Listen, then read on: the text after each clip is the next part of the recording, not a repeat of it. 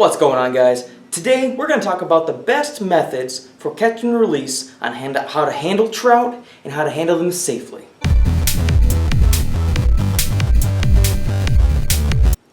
I think it goes without saying that before we start to fish for trout, we need to make sure we understand biologically what safe zones trout live in.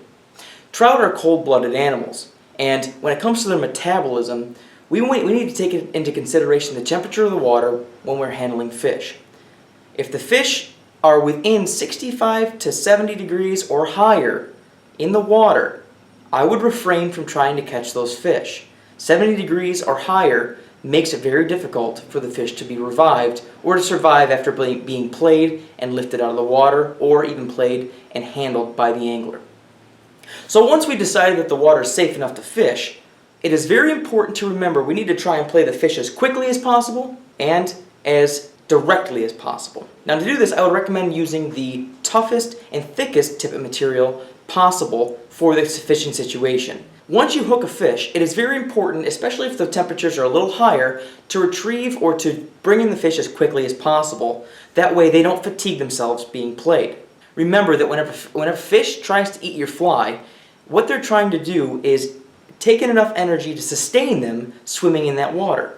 Now, what you've essentially done is you've taken away that food morsel, those calories for that fish, and you've introduced a stimulus that's going to fatigue them and drain some of the energy they were actually trying to replenish. So after you've played the fish as quickly as possible and it's sitting in front of you in the water, one of the key things we need to remember is keep them wet. Keep the fish as wet as possible, as long as possible, because remember, they breathe underwater. We breathe above water. One rule of thumb that some anglers like to use, I don't personally use it, but it's a good rule of thumb. If you hold your breath while you're handling a large fish, that's about as much air as they can handle at the maximum. Smaller fish cannot hold their breath out of the water longer, so as a rule of thumb, we just try and keep them wet, keep them in the water. If you're going to touch the fish, before you touch the fish, remember to wet your hands in the water or use some form of specialized glove before doing so. Trout have a specialized slime on their body that prevent them from getting disease and fighting off infections and things like that if they are to be injured. So, keeping your hands wet in the same water that you caught the trout in is key to preventing the slime from coming off. If you're going to use a net, try and use a rubber net. A rubberized net is better for the fish's skin, although it's still not as good as keeping them in the water and using your hand. If you use a specialized rubber net, please keep that in the water. Keep the fish as wet as possible. Do as little damage or as little prodding as you can to get the fly out, and this will ensure the fish a better chance of survival and a less sore mouth. That brings us to a different topic as well. When we're talking about the flies we're choosing, remember that it is a very good idea to make sure that your flies are barbless, or to debarb or pinch down the barbs on your flies.